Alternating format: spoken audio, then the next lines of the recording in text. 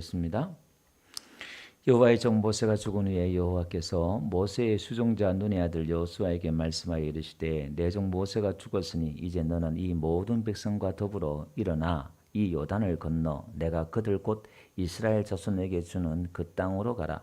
내가 모세에게 말한 바와 같이 너희 발바닥으로 밟는 곳은 모두 내가 너희에게 주었노니 곧 광야와 이 레바논에서부터 큰 강 곧 유브라데 강까지 해쪽 속의 온 땅과 또 해지는 쪽 대해까지 너희 영토가 되리라.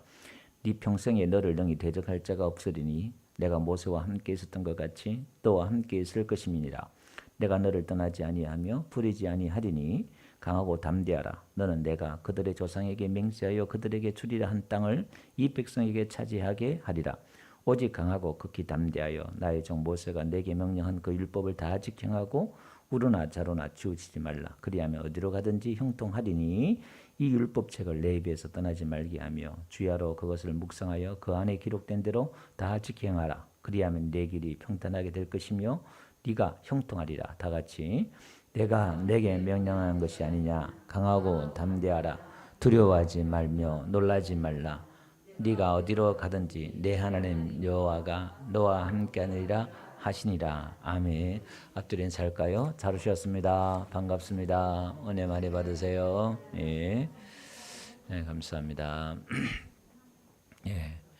사람이라면 누구나 형통한 삶을 살기를 원합니다. 내 모든 삶에 있어서 평강이 있고 모든 것이 만사 형통되기를 원합니다.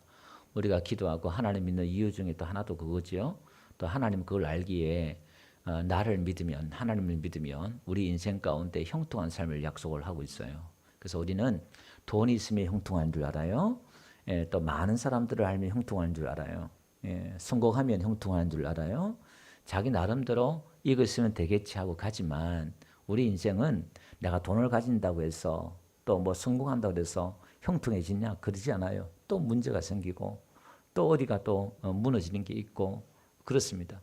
그래서 성경은 우리에게 이 형통한 삶을 약속을 하고 있는데 또 성경에는 형통한 사람들에 대해서 많이 나와요. 요셉도 그렇고 오늘 여호수아도 다니엘도 히스기야 왕도 이 형통한 삶을 이렇게 산 사람들이 성경에 나옵니다. 그래서 짧은 시간이지만 오늘 우리가 이 형통한 삶을 누리기 위해서는 어떻게 될 것이냐에 대해서 말씀을 살펴보고자 합니다. 오늘 본문은 지금부터 약 3,500년 전에 이스라엘이 지금 팔레스타인 있죠? 그 지역에 이제 들어가는 거예요. 그 땅에 들어가는데 이제 모세가 40년 동안 이스라엘 백성들을 끌고 왔는데 모세가 이제 죽어요. 죽고 여호수아가 대신 이제 이스라엘 백성들을 이끌고 가나안 땅에 들어가서 완전히 중무정한 적들과 싸워야 돼요. 그러니까 이 여호수아 입장에 봐서는 너무나 두려운 거예요. 그래서 오늘 이 여호수아의 지금 입장이 저와 여러분들의 입장이에요. 우리가 당면한 우리의 인생 가운데 주어진 우리의 삶이 너무나 이 삶이 버겁고 우리 인생을 살아내기에 때로는 힘들고 난공불락의 산성이 있고 적들이 있고 또 때로는 두려움과 염려와 근심이 우리에게 주어지는 것이 현실입니다. 이게. 그래서 이런 세상 앞에 오늘 우리가 하나님 믿는 저와 여러분들이 어떻게 우리가 살아야 될 것인가, 우리가 이 인생을 어떻게 성공된 삶으로 형통한 삶으로 만들어낼 것인가에 대해서 오늘 이 여호수아의 말씀을 통해서 그 비밀을 좀 알고자 합니다. 오늘 하나님께서는요 이 여호수아에게 찾아오셔서 내가 너와 함께하니까 강하고 담대하라 그렇게 말씀하고 있습니다. 사실 모세가요 죽기 전에도 여호수아를 불러다가 너는 강하고 담대하라 유언을 남겼거든요. 근데 모세가 죽고 나서 이 여호수아가 얼마나 벌벌 떨었으면 이 여호수아는요 장수예요. 광야에서 적들과 싸워서 용맹스러운 그런 장군이고 또 이 여호수아는 믿음의 사람이었어요. 39년 전에 딴 사람들은 다 가나안 땅에 들어가면 다 죽는다 못 들어가겠다 그러는데 두 사람이 믿음으로 들어가면 우리가 이긴다 그랬던 사람이에요. 아니 39년 전에는 겁도 없이 들어가 싸우자 했던 사람이 지금은 39년 지나서 너무나 두려운 거예요. 왜? 자기 어깨에 주어진 막중한 그 책임 때문에 자기 옛날에는 모세의 신하로서 그냥 나가 싸우기만 했지만 이제는 이 모든 백성들을 이끌고 자기가 책임을 지고 나가 싸워야 되는 이 입장에서 자기는 모세처럼 할 자신이 없었고 너무나 두려운 거예요. 그 입장에서 이제 여호수아에게 하나님의 찾아오셔서 말씀하고 있습니다. 여러분, 우리가 형통한 삶을 살기 위해서는 먼저 우리가 하나님을 받아들이고 하나님을 믿어야 됩니다. 다시 말해서 하나님을 나의 하나님으로 우리는 모셔드려야 됩니다.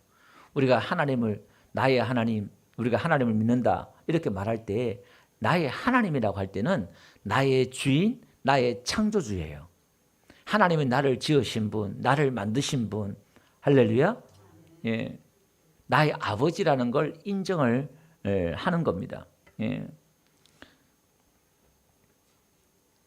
잠언 3장 6절을 보니까요, 이렇게 말씀하고 있네요.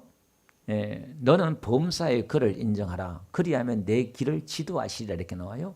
우리가 범사의 하나님을 인정하면 하나님이 살아계시고 하나님 함께 하신다를 인정하면은 내 길을 지도하시리라. 이게 지도한다는 말이 평평하게 한다, 똑바르게 하다 이 말이에요. 꾸불꾸불하는 게 아니라 돌아가는 인생이 아니라 똑바르게 하고 평평하게 한다 이런 뜻이에요. 이 단어가 야샤르라는 이 말인데, 예. 여러분 창세기 28장에 가보니까 야곱이요, 그는 연약하고 형은 강하고 힘이 있고 또 하나님 앞에 장자의 복도 받고 그래서 자기는 복도 없고 그래서 하나님의 복을 너무너무 사모했잖아요.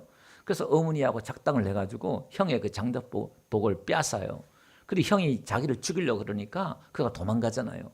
도망가다가 너무나 그 인생 가운데 이제 모든 걸 다 잃어버렸어요. 믿음으로 하려고 하다가 행하려고 하다가 집도 고향도 가족도 다 잃어버리고 멀리 타향으로 떠나가는 거예요. 그 길가에서 유대인들은 노숙하지 않는다고 그랬잖아요. 길가에 자지 않는다 했잖아요. 길가에 돌을 베고 이렇게 잠을 자는 거예요. 너무나 외롭고 너무나 슬프고 그 가운데 하나님이 밤에 찾아오시잖아요. 그래 야곱아, 내가 너와 함께하고 내가 너를 지켜주고 인도하고 보호해줄 거야. 하나님 환상 가운데 야곱에게 그렇게 꿈을 말씀합니다. 그러니까 야곱이 벌떡 일어나가지고 소원을 하잖아요. 예, 그게 이제 창세기 28장 21절에 이렇게 소원을 합니다. 다 같이 읽어봅시다. 시작. 내가 평안히 아버지 집으로 돌아가게 하시오면 여호와께서 나의 하나님이 될 것이고, 내가 가서 평안히 집으로 돌아오게 하면 하나님이 나의 하나님이 되실 겁니다. 그리고 내가 11조 할게요. 그리고 이 집이 하나님의 성전이 될 겁니다. 그래서 베델이라 그랬어요. 하나님의 함께 하시는 곳, 집 이렇게 해서. 그러니까 야곱이 그때는 지금까지는 할아버지 아브라함의 하나님, 아버지 이삭의 하나님이었지만은 그는 이제 진짜 하나님이 나를 이렇게 복을 주시고 하시면 하나님이 나의 하나님이 될 겁니다. 나의 주인 되시고 나의 주가 될 겁니다. 이렇게 고백을 하는 거예요. 이제 진짜 하나님을 만나는 거죠. 하나님을 진짜 내가 그냥 교회만 다니다가 교회만 왔다 갔다 하다가 하나님이 찾아오셔서 그가 이제 진짜 자기 하나님으로 모셔드리는 과정입니다. 예, 그래서 이사야 55장 6절에 보니까 성경에 이렇게 말해요. 다 같이 읽어봅시다. 시작. 너희는 여호와를 만날 만한 때 찾으라. 가까이 계실 때 그를 부르라. 그죠? 우리는 하나님을 만날 만할 때 찾아야 돼요. 내 인생의 고통 가운데 문제 가운데 있을 때 우리는 하나님을 찾아야 돼요. 하나님이 도와주실 줄로 믿습니다. 여러분, 우리가 교회에 나와서 함께 예배드리고 기도할 때 있잖아요. 이때 하나님을 찾아야 돼요. 여러분, 예수님이 지나갈 때마다 소경이고 죄인들이고 병자들이고 다 예수님을 붙들었고 예수님을 불렀고 예수님을 만난 줄로 믿습니다. 다 때가 있는 거예요, 인생 가운데. 그래서 우리는 내가 뭔가 공부하고 마음이 외롭고 힘들 때마다 우리는 하나님을 찾을 때 하나님이 만나 주십니다. 할렐루야. 그렇게 하나님을 우리가 찾으면 어떻게 되느냐. 역대하 26장 4절 가보니까요, 예, 우시야 왕에 대해서 얘기합니다. 우시야가 그의 아버지 아마샤의 모든 행위대로 여호와 보시기에 정직하게 행하며 하나님의 묵시를 밝히는 아는 스가랴가 사는 날에 하나님을 찾았고, 그가 여호와를 찾을 동안에는 하나님이 흉통하게 하셨더라. 여러분, 우리가 하나님을 찾을 동안, 하나님을 찾고 구하는 동안 하나님이 형통하게 하십니다. 할렐루야. 여러분들이 예배한다는 말을 그냥 이렇게 와서 휴일이니까 예배해야지, 이거보다 내가 하나님을 찾는 마음으로, 하나님을 만나려는 마음으로 올라오시길 주 여러분 축원드립니다. 할렐루야. 그래서 아모스 5장 4절 다 같이 한번 읽어봅시다. 시작. 여호와께서 이스라엘 족속에게 이와 같이 말씀하시기를 너희는 나를 찾으라. 그리하면 살리라. 우리가 하나님을 찾으면요, 산다는 거예요. 여러분, 우리가 창세기 39장에 가볼게요. 이 요셉이라는 인물이 나오는데요. 이렇게 말합니다. 여호와께서 요셉과 함께 하심으로 그가 형통한 자가 되어 그의 주인 애굽의 사람의 집에 있으니, 지금 이 요셉은요, 야곱 아버지로부터 하나님의 이야기를 많이 듣고 또 그래 믿음으로 자랐어요. 근데 나머지 형 10명이 이 요셉을 시기해 가지고 노예로 처음에는 죽이려고 했어요. 그때 한 형이 야 죽이면 뭐하냐, 우리 노예 팔아버리자. 그 노예로 팔았단 말이에요. 여러분 지금부터 4,000년, 요셉은 지금부터 4,000년의 사람이에요. 여러분 그 당시에 노예라는 것은 인권이 없어요. 얼마나 인생 밑바닥에 가는 거예요.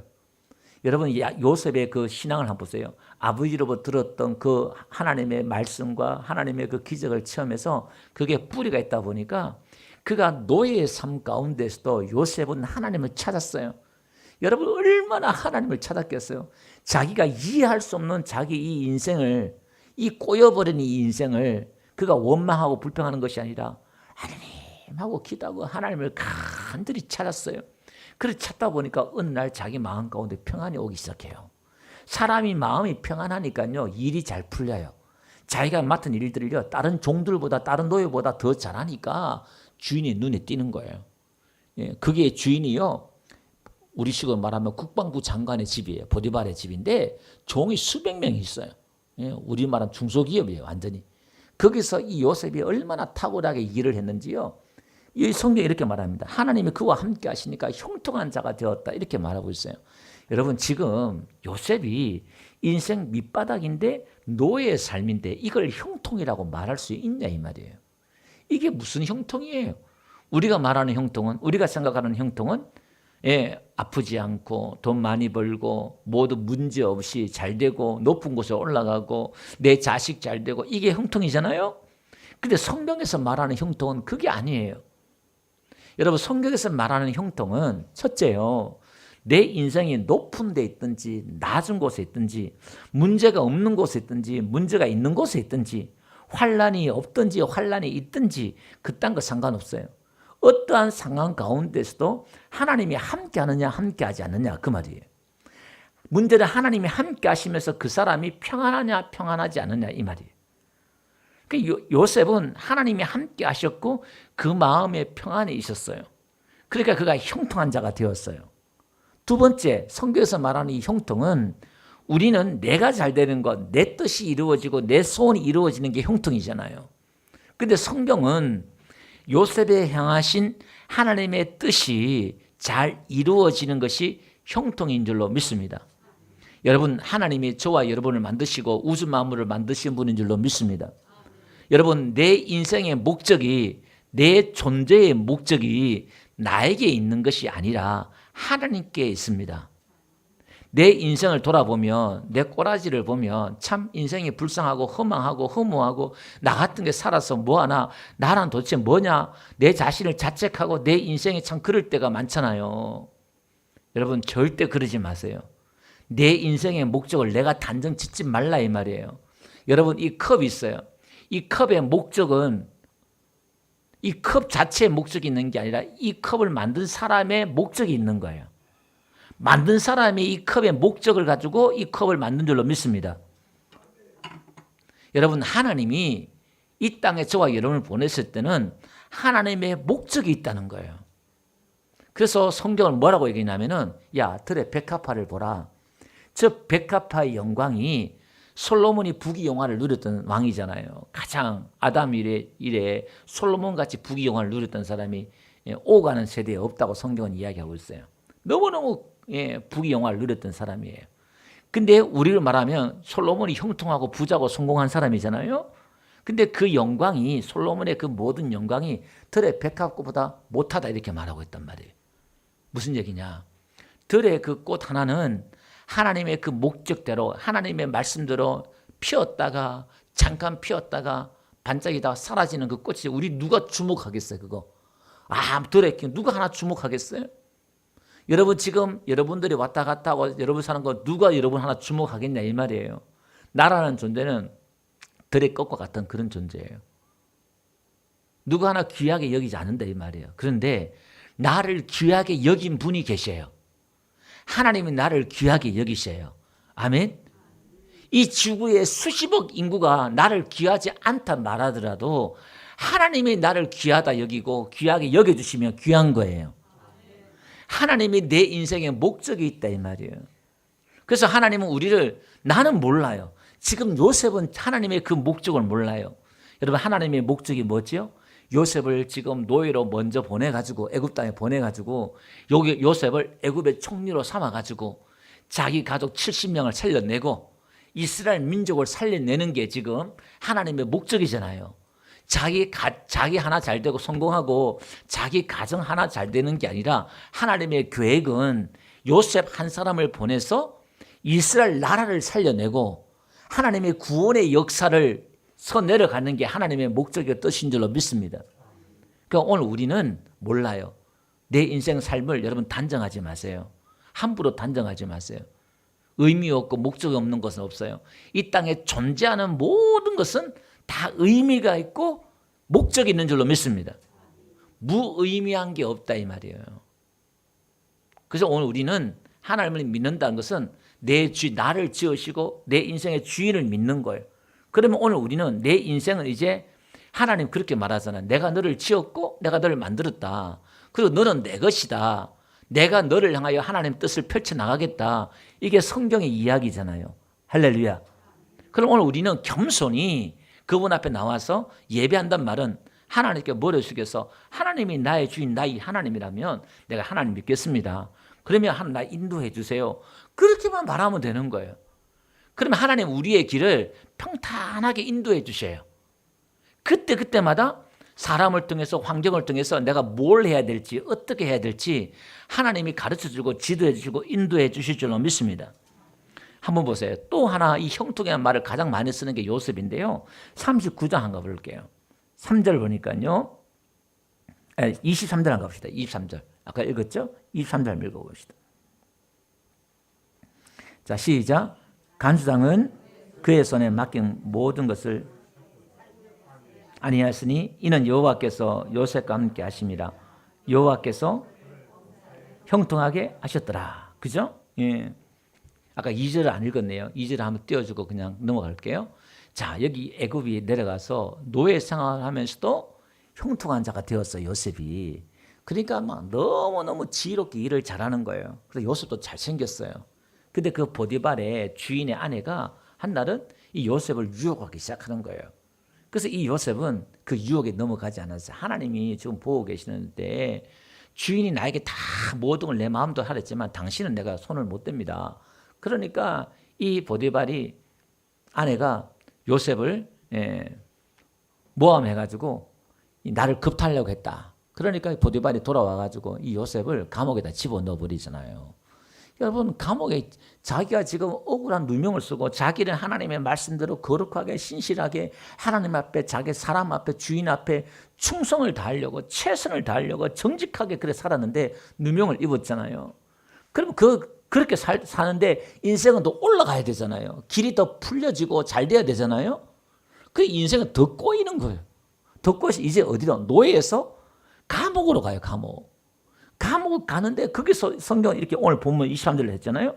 거기에 보니까 그 간수장들이 요셉을 알잖아요. 그 성품이 어디 가겠어요? 얼마나 정직하고 얼마나 깨끗하고 또 얼마나 그 감옥 안에서도 원망 불평하지 않고 그 마음가운데 평안이 있으니까 이 요셉의 마음속에 이게 신기한 거예요. 우리 같으면 막 화가 나고 분이 나고 열이 나야 되는데 이상하게 마음이 평안이 찾아온 거예요. 왜? 하나님이 함께 하시기 때문에.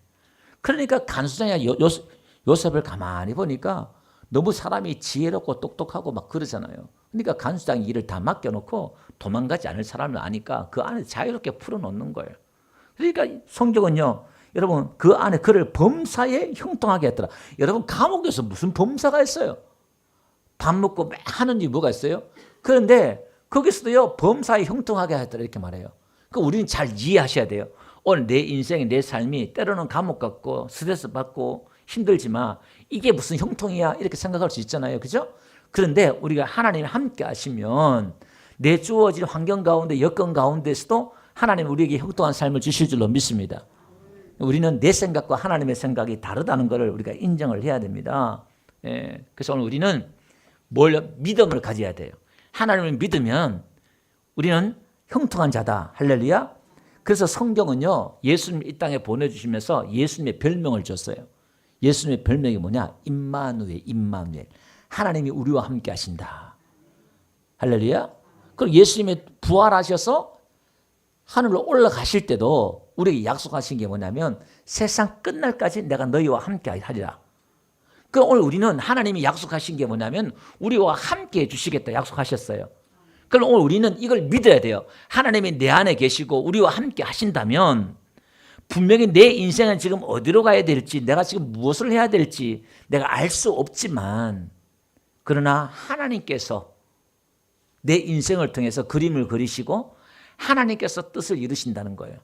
단지 오늘 우리는 내일 염려하지 말라 하는 말씀처럼 내가 기뻐하는 가운데 하나님을 주인으로 섬기고 인정하는 가운데 기도와 예배자의 삶을 살면 되는 거예요. 그러면 우리 인생은요, 나중에 천국 가면 하나님이 내 인생을 통해 이렇게 인도하셨네. 그때는 다 이야기할 거예요. 그때 되면 요한계시록 보니까 24장로가 누구냐면은 구약과 신약의 성도를 대표하는 거거든요. 그 24장로들이 전부 다 면류관을 갖다가 어린 양 예수님께 다 드려요. 그게 무슨 얘기냐면은 그 모든 상과 영광을 어린 양 예수님께 다 돌려요. 내가 한 건 아무도 없고 하나님이 다 하셨네요. 이때 하나님 도와주셨네요. 이때 하나님 사람을 붙여주셨네요. 이때 하나님이 길을 열어주셨네요. 이때 나에게 지혜를 주셨네요. 아이고 하나님 이때 이런 생각을 주셨네요. 이때 이렇게 말씀을 주셨네요. 그때 가면요, 지금 우리가 느끼지 못하고 깨닫지 못하는 거 다 드러나요. 하나님의 그 손길을 우리는 지금 다 헤아릴 수 없지만 그때 되면요 다 알아요. 그래서 우리는 믿음으로 감사합시다. 그 성경은 범사에 감사라는 거예요. 그리고 항상 기뻐하라는 거예요. 그 바울도, 사도 바울도 신약에 있는 사도 바울도 감옥에서 하나님이 함께 하시니까 마음에 평안이 오니까 너무 기쁜 거예요. 너무 기뻐서 어떻게 해요? 막 찬양이 나오는 거야. 기뻐서. 하나님이 함께 한 증거예요. 그러니까 감옥에서도 형통하니까 어떻게 해요? 옥문이 열려가지고 간수장이를 전도하잖아요. 이게 기적의 역사가 일어나는 거예요. 오늘 우리 교회도 가정도 아이고 지역 때문에 사람 때문에 환경 때문에 뭐 때문에 안 된다 그게 아니라 하나님이 함께 하시면, 하나님이 예배 가운데 하나님 임재하시면 역사가 일어나는 거예요. 그래서 제가 첫 번째 기도하는 게요, 우리 목사님들 한 달마다 늘 기도하는 모임이 있다고 그랬잖아요. 예배 가운데 하나님 임재를 위해서 기도한다. 제가 제일 먼저 그걸 기도해요. 예배 가운데 하나님 임재가, 하나님이 함께 하시는 걸 우리가 함께 하시면, 하나님이 함께 하시면 여러분의 가정들이 회복이 되고요, 일주일 동안 삶이 하나님이 길이 열리고요, 하나님의 역사가 일어나는 거예요. 할렐루야. 자, 그러면 이제 하나님을 이렇게 인정하고 그 다음에 하나님과 함께 내가 하는 거예요. 이렇게. 그래서 오늘 5절을 보니까요, 하나님 뭐라 하냐면은 내가 너와 함께 있을 것이다. 내가 너를 떠나지 않겠다. 이렇게 말하고 있잖아요. 이거 오늘 신약시대 우리와 약속했던, 예수님이 약속했던 똑같은 말씀이에요. 함께하고 떠나지 않겠다. 9절 끝에도요, 너와 함께 하느니라. 그렇게 말씀하고 있잖아요. 그러니까 오늘 우리는요, 뭐 해야 되느냐? 강하고 담대해야 돼요. 우리가 형통한 삶을 산다면요, 아이고, 어떻게 불안하고, 하나님 믿는다고 하면서도요, 예수 믿지 않는 사람하고 똑같아요. 뭐 하면? 환난 당하고 문제 당하고 어려움 당하면요, 풍랑을 만나면, 인생의 풍랑을 만나면 믿지 않는 사람하고 똑같은 말과 행동을 해요. 아이고 큰일 났다. 아이고 죽겠네. 그 하나님 믿는 사람이에요? 하나님 어디 있어요? 그러니까 하나님 오늘 이 여호수아에게 야 큰일 났다, 두려워 떨지 말고 강하고 담대하라, 놀라지 마라. 하나님이 이걸 계속 이야기하는 거예요. 담대해라, 두려워하지 말라. 왜? 하나님이 함께하기 때문에. 이사야 41장 10절 한번 볼게요. 거기도요 이렇게 말합니다. 두려워하지 말라, 내가 너와 함께함이라. 왜 우리가 두려워하지 말아야 돼요? 하나님 함께하니까. 놀라지 말라는 거예요. 무슨 일을 만나든 놀라지 말라는 거예요. 왜? 나는 네 하나님이다. 너의 주인이고 내가 책임진다. 내가 네 아버지다. 내가 너를 굳세게 하리라. 참으로 너를 도와주리라. 참으로 나의 어른손으로, 의로운 오른손으로 붙들리라. 하나님이 약속하게 있는 거예요. 염려하지 마. 그래서 신약에 보니까요, 예수님이 같이 제자들과 배를 타고 가는데 제자들이 막 죽게 되어가지고 예수님을 깨우면서 왜 우리가 죽게 된 걸 안 돌아보고 뭐 하십니까? 그러니까 예수님이 떡 일어나시더니 바다야 잠잠하라. 예, 파도야 잠잠하라.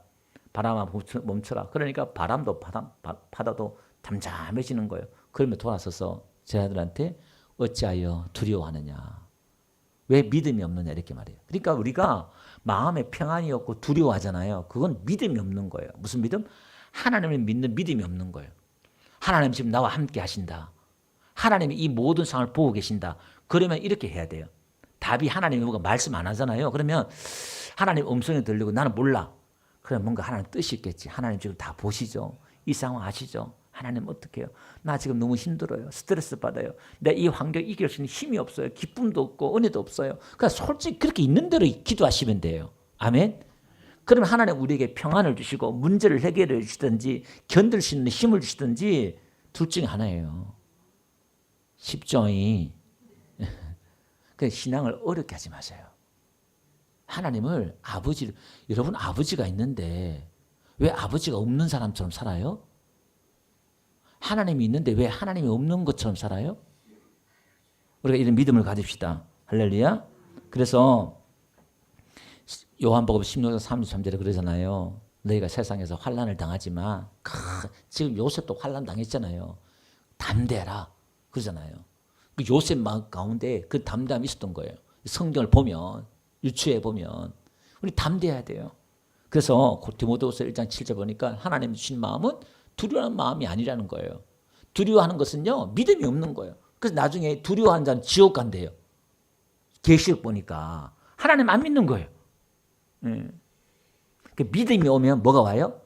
감사하고 찬양이 오고 인내가 되고 그런 거예요.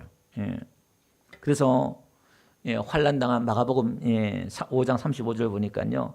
회당장에 가서 이제 딸이 고쳐달라고 그러는데 죽게 되면 고쳐달라고 막 그랬는데 예수님이 오다 보니까 이제 딸이 죽었다는 소식을 들어요. 그러니까 이 회당장이가 얼마나 낙심이 되겠어요. 그러니까 예수님께서 두려워하지 말고 믿기만 해라 이런 거예요. 난 이제 끝났다. 딸이 죽었으니까 끝났다. 그렇게 이제 생각할 수 있잖아요. 세상은 게임 끝났다. 이제 끝났다. 망했다. 하지만 하나님은 안 그래요. 믿기만 하라는 거예요. 두려워하지 말라는 거예요. 아멘. 할렐루야. 자, 그래서 이렇게 하나님을 우리가 인정하고 또 하나님을 함께 한다는 것을 믿으면 올해 안에 우리 권사님 2명 이상 전도하시네. 예, 전달 대상자가 많은 거예요. 이렇게 보니까.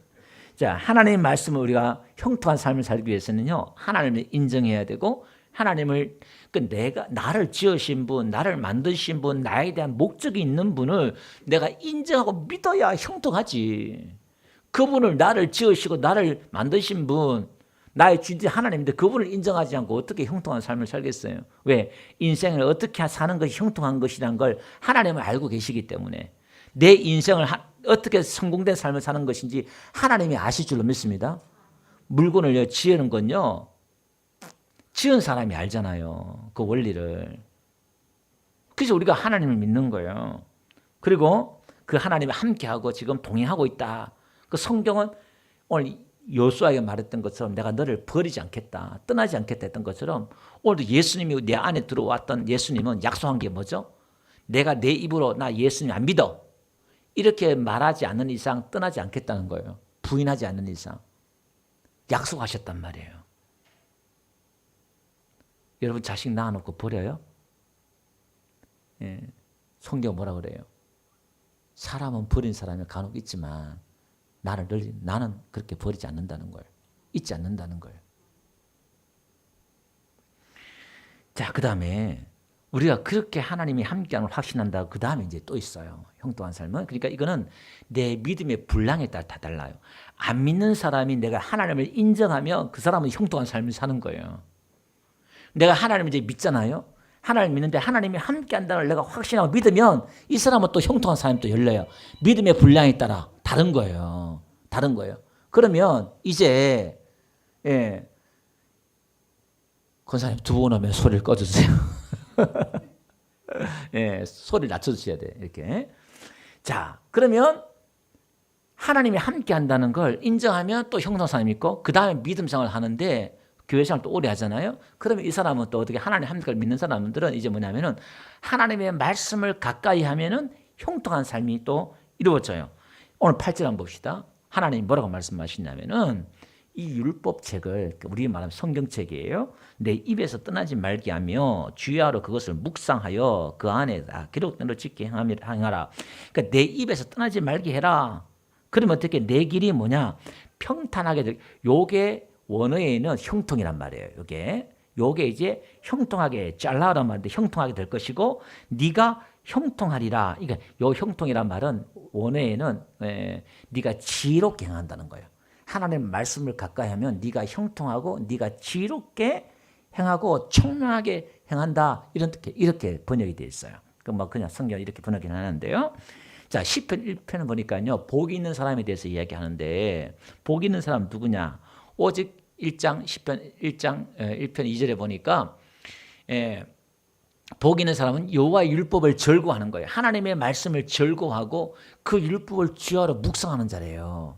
오늘 여호수아에게도 말씀을 가까이 해서 그를 묵상하라고 그랬잖아요.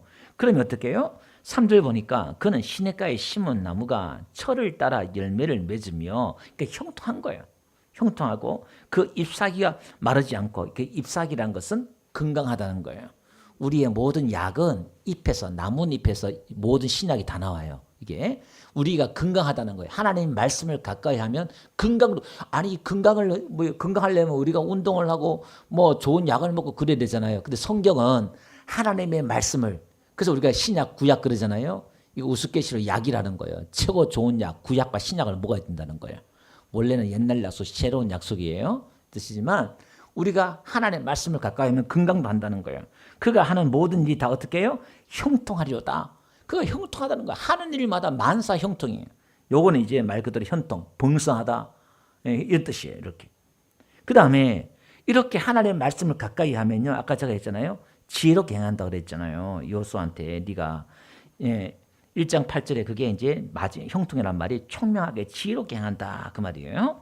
열왕기하 18장 5절 볼게요. 히스기야 왕이에요. 그 이스라엘 하나님 여호와를 의지하였는데 그의 전후 유다 여러 왕 중에 그러한 자가 없었으니 곧 그가 여호와께 연합하여 여호와께 함께했다는 거죠. 의지하고 믿었다는 거예요. 그에게서 떠나지 아니하고 하나님과 함께 늘 동행했다 이 말이에요. 여호와께서 모세에게 명령하신 계명을 지켰더라. 그 말씀을 가까이 하고 순종하고 지켰다 이 말이에요. 7절요. 여호와께서 그와 함께 하심에 그가 어디로 가든지 형통하였다. 이 형통은 지혜롭게 행했다는 거예요. 우리가 이런 게 아니라 이 형통은 샤칼이란 말인데 그러니까 하나님 함께 하시면 사람이 똑똑해지고 지혜롭게 막 행해지는 거예요. 사무엘상 18장 3절 보니까 다윗이 이렇게 행했어요. 하나님이 함께하고 말씀을 가까이 하니까 블레셋 사람들의 방백을 싸우러 나오면 그들이 나올 때마다 다윗이 사울의 모든 신하보다 더 지혜롭게 행하며 이에 그의 이름이 귀심이 그러니까 다윗을 장군을 전장에 보내놨는데 너무나 지혜롭게 행하는 거예요. 이게 이제 샤칼 아까 형통이라 그 단어 있잖아요. 우리는 그 구분이 안 돼요. 근데 여기 이제 이 단어예요. 지혜롭게 행했다는 거예요. 이렇게. 그러니까 하나님의 말씀을 가까이고 하나님과 함께하고 하나님을 섬기니까 사람이 지혜롭게 막 행하는 거예요. 우리 자녀들도 여러분들이 하나님의 말씀이나 신앙으로 잘 양육하면요. 아이들이 똑똑해지고 지혜가 와요. 이 신기해요. 그런 지혜가 와가지고 지혜롭게 막 이렇게 행해요. 그 악동 누구죠? 뮤지션 이름이 뭐죠? 수연이하고 나오는 애기 이름이 뭐예요? 남매 있잖아요. 여러분 다 거룩해가지고 성경만 보신 분들이네. 그 몽골 선교사님 자녀가 젊은 애들 있잖아요. 제가 그거 보면서 애들이 학교도 안 다니고 집에서 홈스쿨하고 공부하고 그랬잖아요. 그 오디션 나와가지고 둘 다 잘 못생겼는데 그 1등 해가지고요. 걔들 보면요. 제가 가만히 이렇게 보면은 야 저거는 그냥 이따 그냥 기타 한번 치고 이렇게 하다 보면은 그냥 노래를 다 만들어 버려 애가. 저거는 하나님이 주신 지혜예요. 그런 거 보면. 어떻게 저러지? 그러니까 그 전문가들도 다 부러워해요. 오디션 하는데도 이 노래하는 오디션 하는 자체도 자기가 창작을 해가지고 적석에 창작해가지고 그 오디션 곡을 해가지고 선거 1등하고 그랬잖아요. 이렇게. 그러니까 하나님이 지혜를 주시는 거예요. 다윗에게 주의했던 것처럼. 그러니까 우리가 하나님의 말씀을 자꾸 가까이 하고, 여러분 시냇가에 심은 나무가 씨를 준다. 시냇가라는 게 하나님의 말씀 가까이, 교회 가까이, 예배 가까이 자꾸 하다 보면 이런 지혜가 와요. 세상에 나가면 온갖 소식 듣다 보면 머리가 띵하고 둔한데, 여러분 오늘 하나님의 말씀을 듣는 가운데, 예배 가운데 여러분 오늘도 머리가 맑아지고 생각이 맑아지고 은혜가 있길 주님 축원드립니다. 여러분 교회 예배 드릴 때요, 영적으로 보면 내가 피곤해서 연약해서 조는 사람들이 있어. 내가 육신이. 그런데요, 내 안에 세상의 모든 생각과 이런 것들이 있어가지고요, 말씀을 딱 들이다보면 이게 충돌이 일어나가지고요, 어떤 사람은 교회 가면 머리가 아프다. 이 교회 안 나는 사람들이 교회 오면 머리가 아프니 어디가 아프니 이런 사람들 있잖아요. 그런 사람들이 뭐냐면은 내 혼에, 내 영의 혼에 나쁜 것이 있어요. 이게 좋은 곳이, 우리가 약도 있죠? 치료받을 때도 호전 반응이 있잖아요. 좋은 약이 들어오거나 치료할 때 몸이 더 아픈 게 있잖아요. 영적으로 똑같은 거예요. 더 역사가 막 일어나 버려요. 예. 저도 이런 경우 교회에 몇 번이나 있었어요. 안수 기도하면 이 사람이 더 막 버들버들 떨거나 두려워하고 막 이렇게 오니까, 내가 뭐 목사가 이상한가? 이런 청년들도 몇 명 있었어요. 예. 그 영적 원리를 잘 모르니까 그게 지금 빠져나가고 치료되는 과정인데, 그런 것들이 있다 이 말이에요. 오늘 우리가 이 하나님의 생각이 올바른 생각에 만들어지고 생기는 은혜가 있기를 주님 축원드립니다.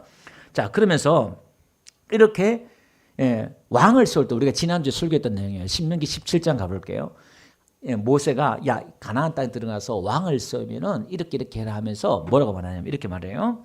그가 왕위에 오르거든 율법서의 등사본을 레위 사람 제사장 앞에 책에 기록하여 평생에 자기 옆에 두고 읽어 그의 하나님 여호와 경외하기를 배우며. 그러니까 왕은 성경책을 옆에다 두고 그걸 늘 평생에 자기 옆에 두라는 거예요. 말씀을 가까이 하라는 거예요. 그래서 어떻게 해요? 여기서 보니까 동사가 중요한 거예요. 읽어. 하나님 말씀을 읽으라는 거예요. 그 다음에 배우라는 거예요. 그 다음에요, 지켜 행하라는 거예요. 모든 말과 규례를 지켜 행하라. 말씀을 가까이 하고 배우고 지켜 행하며 그리하면요, 교만하지 않다는 거예요.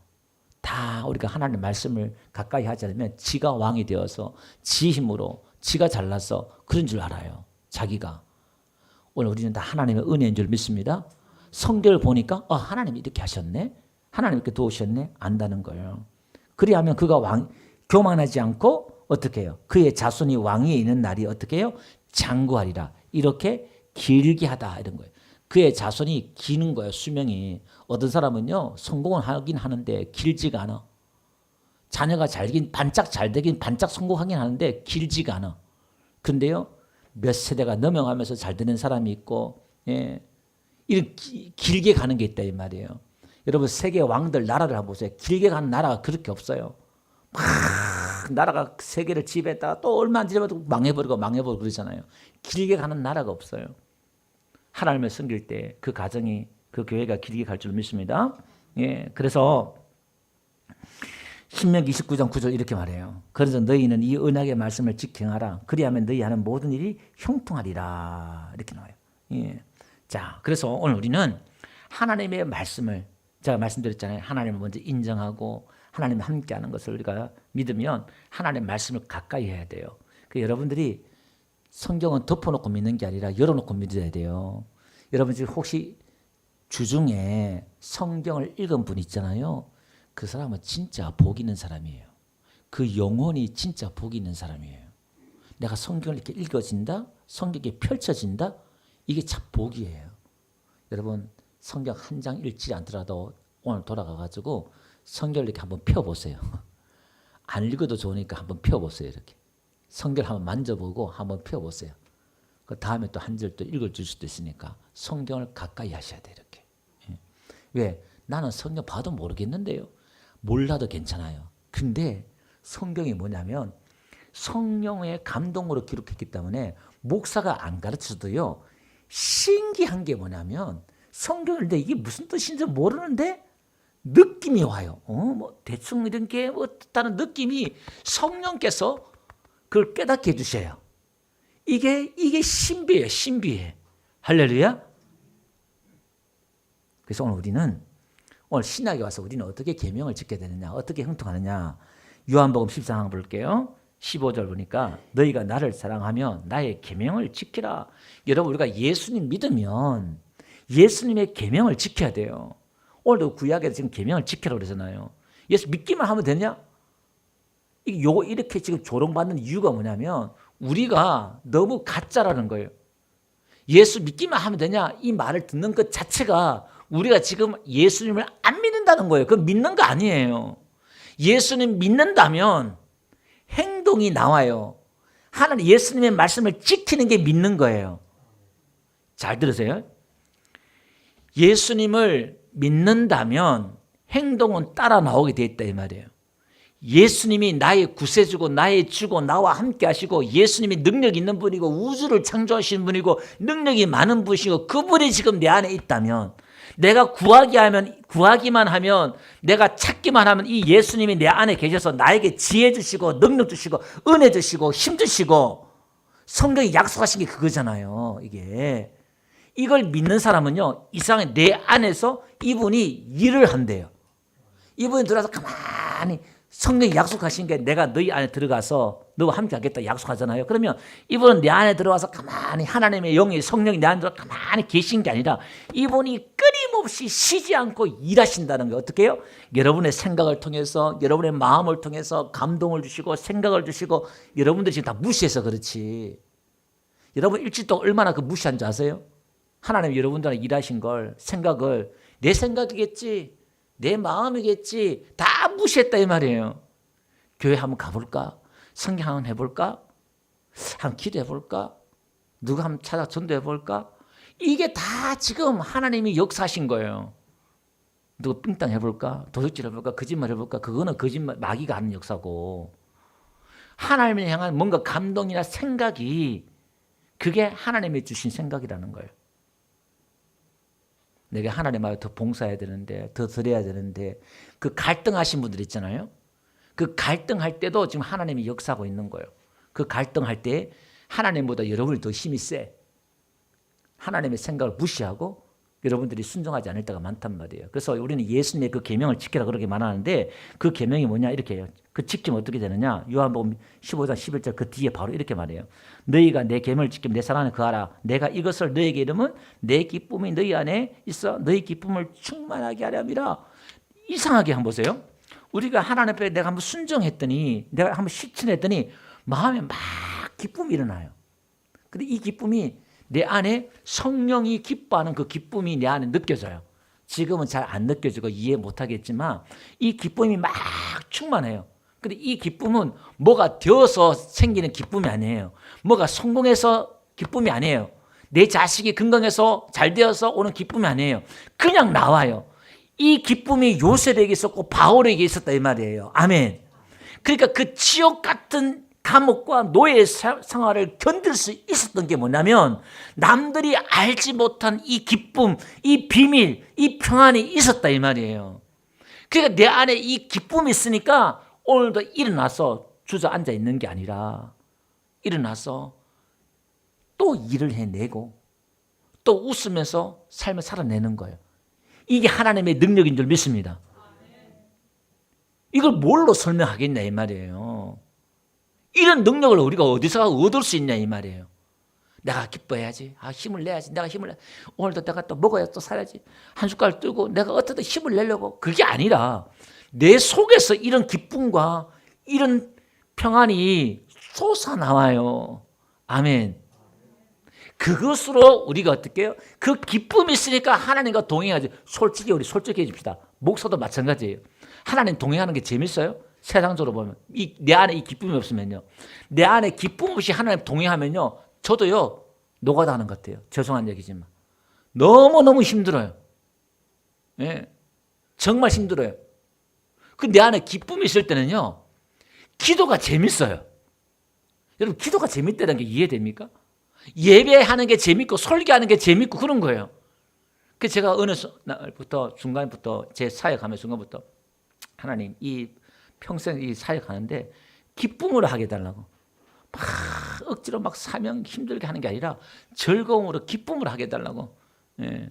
제가 그렇게 기도를 어느 시점에서부터 하기 시작했어요. 예. 이게 또 하나님 그 기쁨을 또 주시더라고요. 또 이렇게. 예.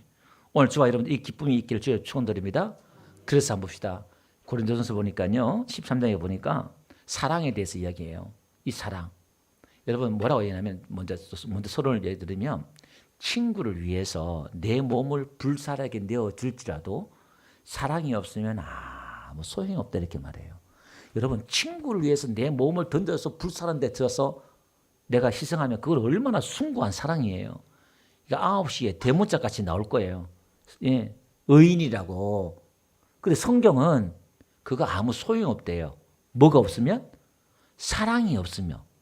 아니 그럼 내가 불구덩이에 들어가 내 친구를 위해서 내가 죽었는데 그거 사랑이 아니냐 이 말이에요. 근데 그거는 네 사랑이고 인간적인 사랑이고 성경에서 말하는 것은 아가페예요. 하나님의 사랑이에요. 내 안에서 이 사랑이 터져 나와서 좀 구분하기 어렵지만 그게 구분하기 어렵지만 제가 그냥 원색적으로 말씀드리면 그런 거예요. 내 안에 이 기쁨과 평안이 터져 나와서 하나님의 그 힘으로 하는 그 사랑을 얘기하는 거예요. 그 사랑이 15가지가 나와요. 사랑은 오래 참고 온유하고 시기하지 않고 자랑하지 않고 교만하지 않고 무례행하지 않고 자기 유익을 위해 살지 않는다는 거예요. 성내지 않는다는 거예요. 아까 그걸 생각한 이게 지금 하나님이 이 지금 사람이에요. 이 정도면 신이잖아요.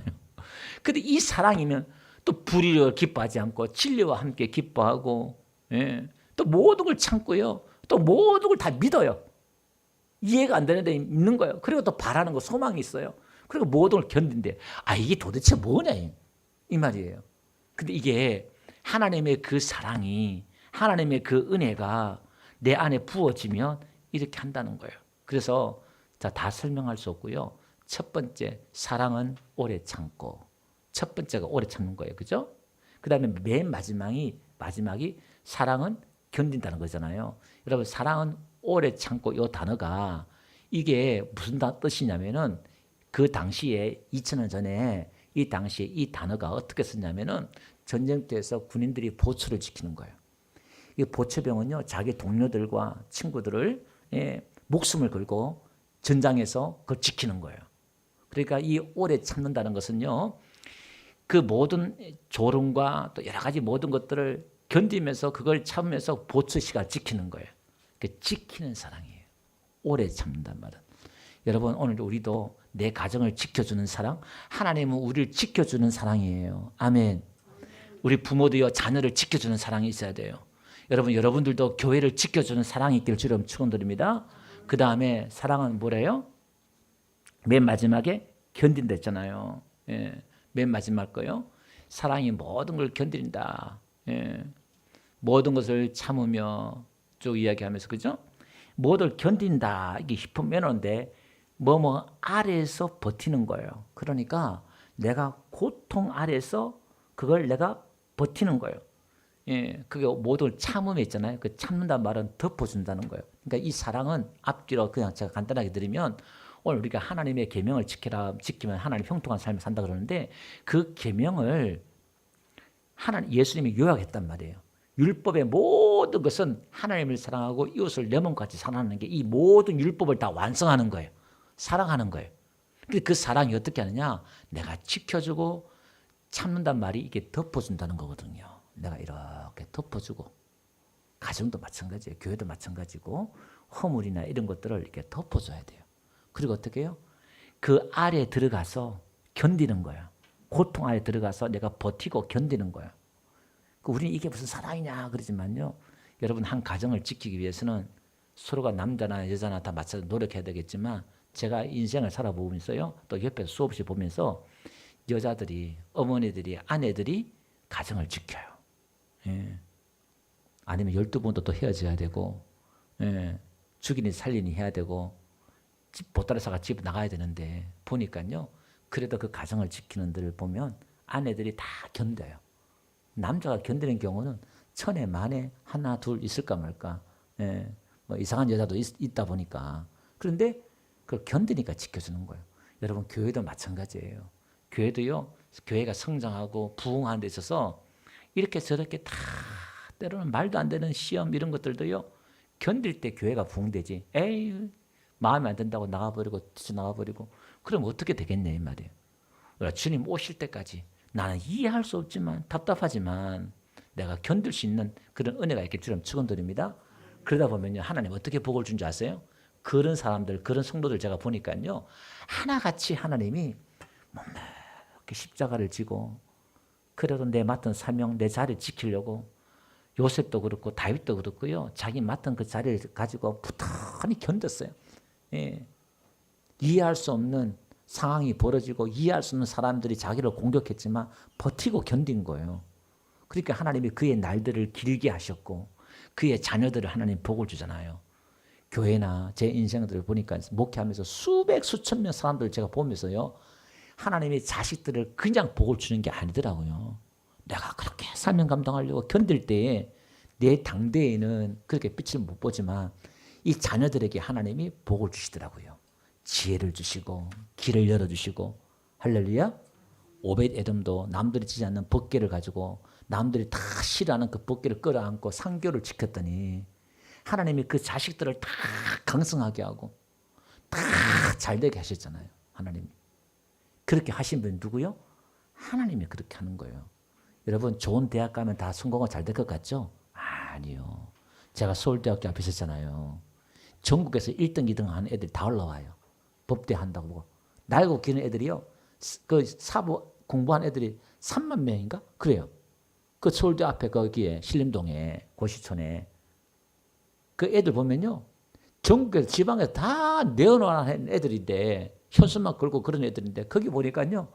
다 성공하는 게 아니란 말이에요. 보따리 사가지고 집에 가는 애들이 얼마나 많은지 몰라요. 그러니까 오늘 우리도 하나님을 믿을 때 찾을 때 하나님이 복을 주셔야 됩니다. 할렐루야. 그래서 오늘 사도행전 1장 4절에 한번 봅시다. 거기도 보니까요. 예수님이 이걸 알잖아요. 내 안에 하나님 이 성령의 능력이 없으면 이게 안 되니까 아니까 이렇게 말해요. 예루살렘을 떠나지 말고 예수님께서 약속하는 게 뭐냐면 아버지께서 약속하시기를 기다려라. 이게 네가 사랑하려고 그러고 네가 말씀을 지키려고 하는데 네가 못 지키고 못해. 그래서 뭐예요? 5절 보니까 요한은 물로 세례를 베풀었으나 너희는 몇 날이 못되어 성령으로 세례를 받으리라. 성령으로 세례를 받는다는 거예요. 할렐루야. 오늘 우리가 성령으로 충만해야 돼요. 성령으로. 예. 성령의 세례는 거듭나는 거고 성령으로 세례 받는다는 것은 성령 충만이에요.